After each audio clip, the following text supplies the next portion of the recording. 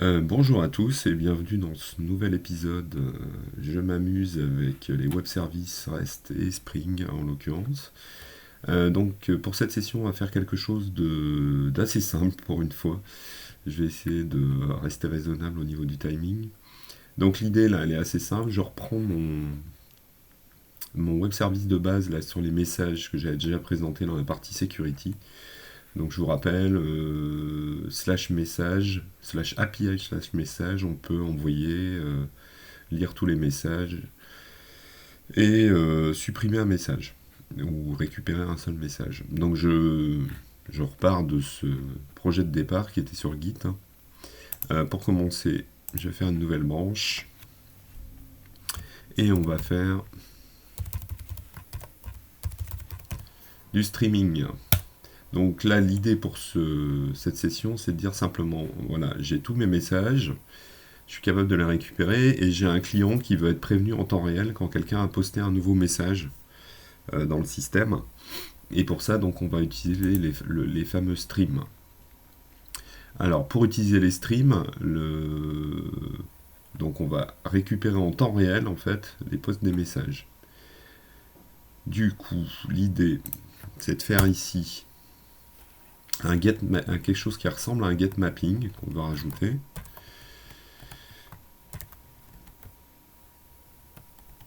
Sauf que on veut s'abonner pour recevoir en temps réel les messages correspondants. Donc l'idée, ça va être de faire un flux temps réel dans lequel on va poster au fur et à mesure les messages qui arrivent. Du coup, par rapport à un flux, on va dire, de web service REST normal qui a une fin, un début, une fin, qui renvoie des données, on va simplement mettre ici qu'on va produire non pas de l'application JSON de manière standard, mais de l'application stream JSON value en l'occurrence.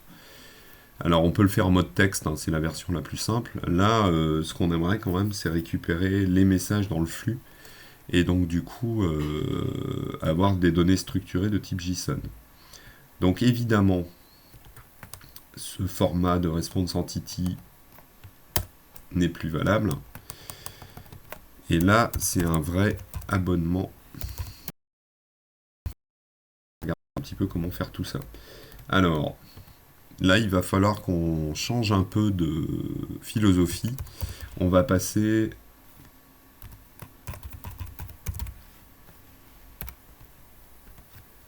avec Spring 5 à ce qu'on appelle des flux, les fameux mono et flux. Donc là, il va falloir qu'on utilise les API réactives. Alors pour pouvoir utiliser les API réactives, je vais l'appeler notification. Pour utiliser les API réactives, il faut définir les API réactives de Spring Boot. Donc je vous rappelle, on était parti sur un starter web, qui est donc du Spring MVC classique. Et là, l'idée, ça va être de changer et donc de passer à Spring Boot Starter Web Flux pour utiliser les flux. Donc je change, hein, je ne garde pas l'ancien, je vais pas rajouter. Alors il y a moyen de faire tourner les deux en même temps. Je l'ai déjà testé sur des projets, mais là on va éviter. Donc on va faire du Webflux pur à la place du web. Voilà. Donc je reviens dans mon.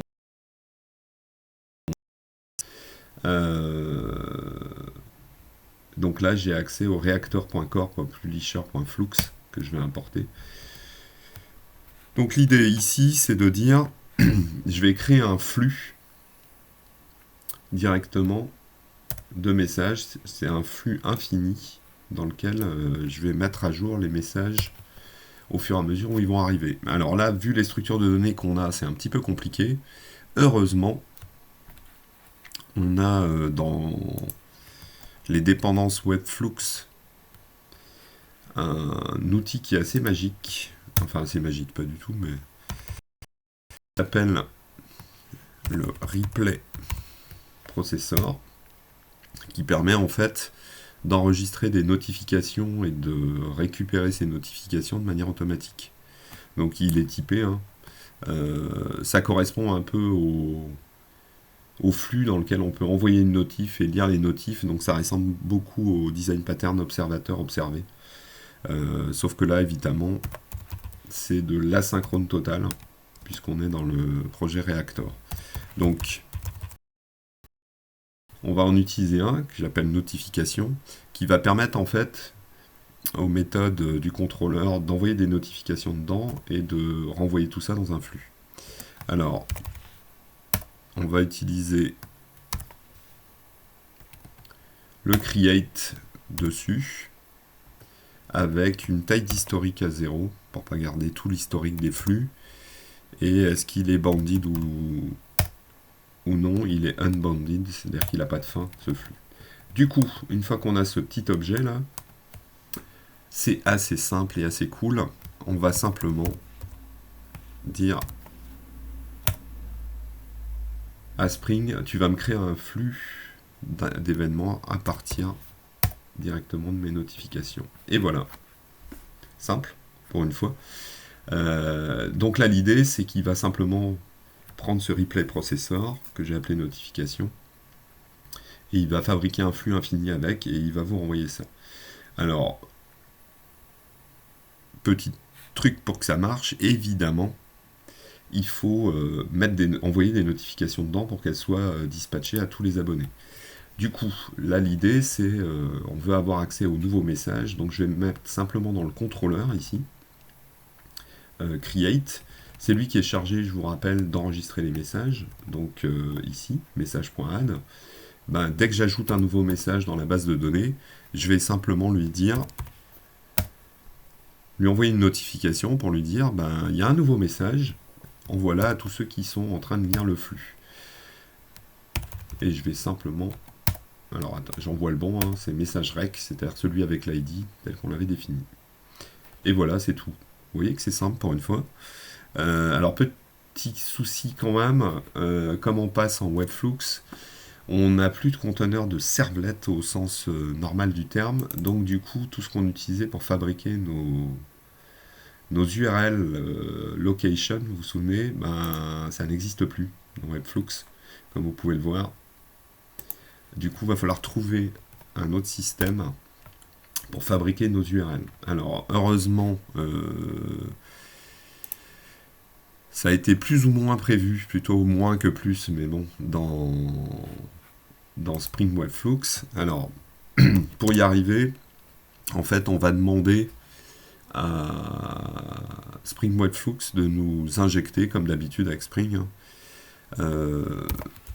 un URI Components Builder directement dans la méthode ici. Donc quand on a besoin de fabriquer une URL, je vais lui demander donne-moi un URI Component Builder qui va me permettre en fait de récupérer une base pour fabriquer l'URL. Donc la location, au lieu de faire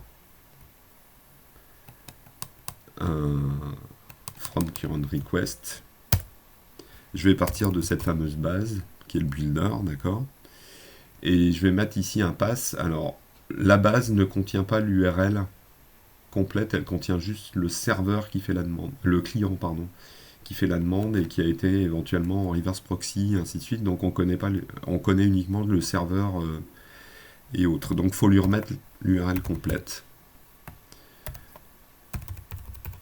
Donc slash API slash message slash ID, qui est donc l'URL pour le message qu'on va créer. Et ensuite on fait comme avant, un build and expand, et on refabrique une URI à partir du builder. Donc voilà le principe. Et donc, réponse, je garde comme précédemment la location. Voilà, donc j'ai corrigé tout ça. Maintenant, j'ai plus qu'à tester. Est-ce que ça fonctionne vraiment tout ça? Donc je relance mon serveur.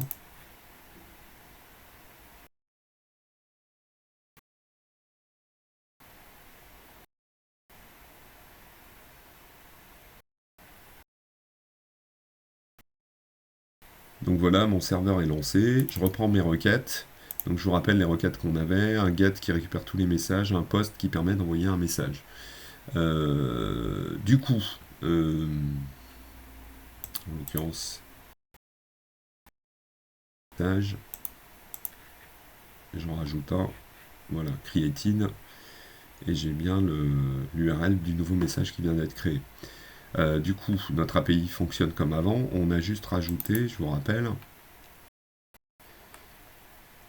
un get sur message subscribe qui permet de récupérer ces infos-là. Alors, petit truc amusant qui m'a bloqué et qui m'a fait perdre un temps énorme, le client d'IntelliJ en fait ne supporte pas les streams et n'affiche rien dans la console. Donc, il faut utiliser un autre client. Donc, par exemple, un petit curl qui a fait ses preuves. J'ai pas testé avec HTTPy, à vous de tester. Donc, je vais faire un get sur mon serveur localhost 2.8080 slash, et donc là je vais lui mettre API messages subscribe. Donc je lance la commande. Comme vous pouvez voir, la particularité, il se bloque, il attend et il affiche rien. Ce qui est normal puisqu'en fait j'ai fait mon post dans le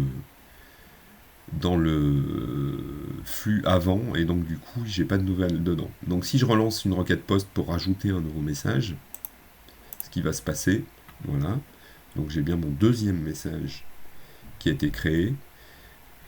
Du coup, si je retourne dans mon terminal, la magie opère, et là vous voyez qu'en fait il a créé un flux et il a bien envoyé une notification dans le flux en sérialisant en JSON le message qui vient d'être posté. Et donc à partir du moment où vous êtes abonné, donc vous avez fait le get sur le subscribe, vous recevez systématiquement, comme vous pouvez le voir, tous les nouveaux messages qui sont postés dedans. Donc vous avez les notifications automatiques. Donc ça c'est vraiment cool, c'est super pratique. Ça permet en fait de faire du serveur push, c'est-à-dire de tous les clients qui sont abonnés sur mon serveur sur cette URL vont être prévenus en fait par une notification de manière automatique s'ils sont abonnés. Et donc là on peut faire du vrai MVC avec des clients derrière. Du coup, dernière partie de ce tuto, comment je crée mon fameux client. Alors ça va être un client Java, hein, puisque c'est pour rejoindre un peu un certain projet que vous avez à faire pour certains. Le client est en JavaFX, donc c'est du Java de base. Donc nouveau projet, on est bien d'accord, on n'utilise pas Spring Initializer parce que là on va faire un client Java basique, donc ça sera du Java de base on va dire. Next, l'appeler live client stream par exemple. Finished. Dans une petite nouvelle fenêtre, l'habitude à mettre les dépendances minimum pour avoir tout ce qui fonctionne. Alors, donc dans les dépendances, il va nous falloir 3 morceaux. J'en avais déjà parlé en cours. Plus évidemment le BABA, je vous le mets directement. C'est-à-dire la configuration pour lui dire que c'est bien du Java 13, puisqu'en l'occurrence ici je suis en Java 13. Alors il nous faut donc Spring Web Flux, donc là on n'est plus dans Spring Boot, hein, on n'utilise plus le starter, on prend directement la brique Webflux pour écrire le client en Webflux. Pour que ça fonctionne, comme je l'avais dit en cours, il vous faut absolument Netty, qui est donc le pendant de Jetty, mais en version asynchrone. Et pour la partie sérialisation, puisqu'on va en fait récupérer, désérialisation, pardon, on va récupérer un flux, un stream contenant des objets JSON qui seront des messages. Donc je rajoute Jackson dedans, puisque c'est pas... comme on n'a pas utilisé le starter, on n'a pas de Jackson. J'importe tout ça, je vais commencer. Alors, un nouveau package. J'appelle par exemple démo, ou client, pardon, ouais, peu importe. Et donc dedans, une nouvelle classe demo client string qui va permettre de nous faire un petit main pour tester tout ça. Alors, donc l'idée c'est d'utiliser le fameux web client de Spring 5 qui nous permet de récupérer, donc on est bien d'accord, ce qu'on va récupérer c'est un flux de messages, puisque c'est ça que génère notre serveur de l'autre côté. Alors évidemment là comme on est dans le client, le message il connaît pas, donc le plus simple ici, ben, ça va être de faire une copie de ce fameux message. Alors particularité, comme on va désérialiser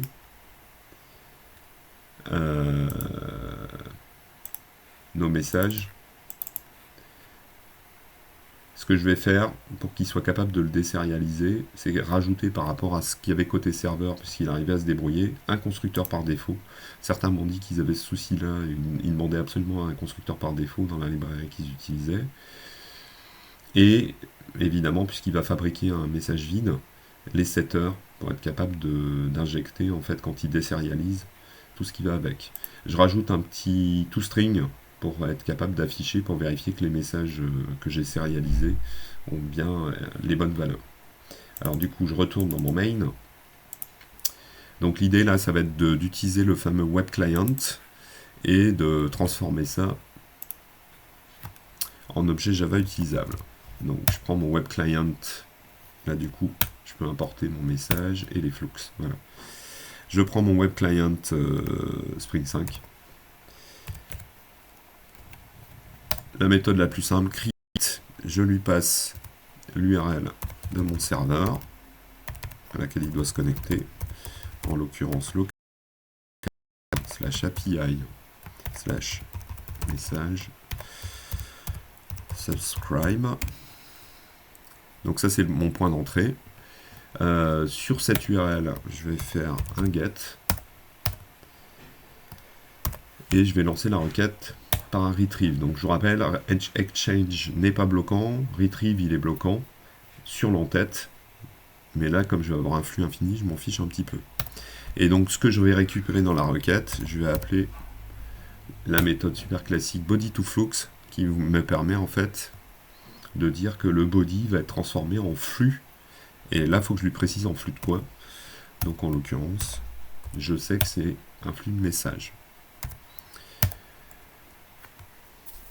Du coup, on est bien d'accord. Là, il lance la requête, il va s'y connecter et il va donc créer un flux qui a priori sera infini de messages. Alors la question est, comment je peux récupérer ces fameux messages? Là, du coup, comme c'est un flux infini, j'ai pas le choix. Je ne peux pas demander de le sérialiser en collection de messages ou autre, puisque c'est infini. Donc je vais utiliser le subscribe qui va être appelé à chaque fois qu'un nouveau message va être disponible dans le flux. Donc là, je vais définir une méthode de callback appelée à chaque message. Donc en l'occurrence ici, je vais faire un truc simple pour la démo. Je vais lui demander d'afficher le message, tout simplement. C'est tout. Alors le petit problème, c'est que c'est un flux infini. Si je le lance tel quel, en fait, il va l'exécuter et il va arrêter tout de suite le main puisque j'ai pas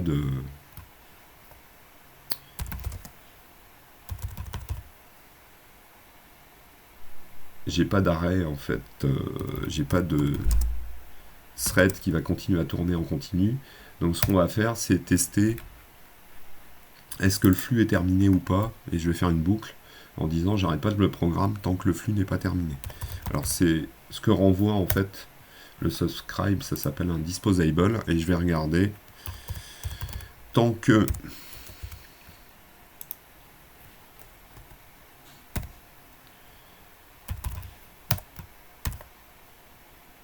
il n'est pas dispose, c'est-à-dire que le flux va être fermé. On peut fermer le flux du côté serveur pour dire c'est bon, la communication est finie. Je vais mettre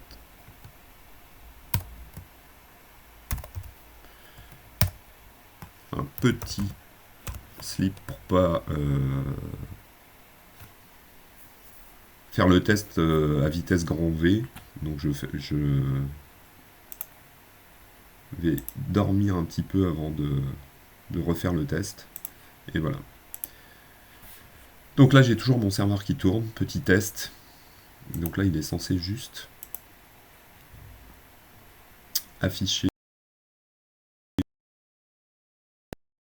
Java indépendant. Là il s'est connecté au flux et tant que le flux n'est pas fermé, il va continuer à tourner. Alors donc là il attend bien des messages. Donc tant que je poste pas de message évidemment, il n'y a rien qui est envoyé dans le flux. Donc je retourne sur mon serveur pour avoir mon client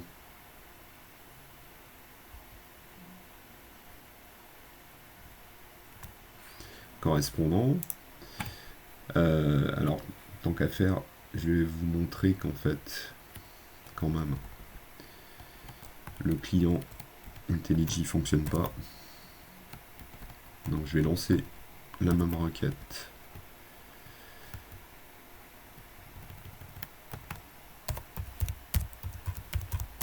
Dans IntelliJ pour voir ce qui se passe quand on fait un get dessus. Voilà, donc évidemment, il reste bloqué. Si je retourne dans mon terminal, on est bien d'accord, mon curl continue à tourner, il attend la suite. Lui, il a eu les premiers éléments. Et donc, je vais refaire mes postes pour voir ce qui se passe. En mettant un nouveau message. Hop.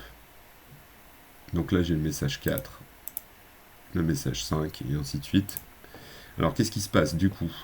Donc, au niveau de notre curl, bah, il a bien reçu la notification et affiché le message correspondant. Au niveau de notre requête, dans IntelliJ, vous voyez qu'il voit strictement rien. C'est super.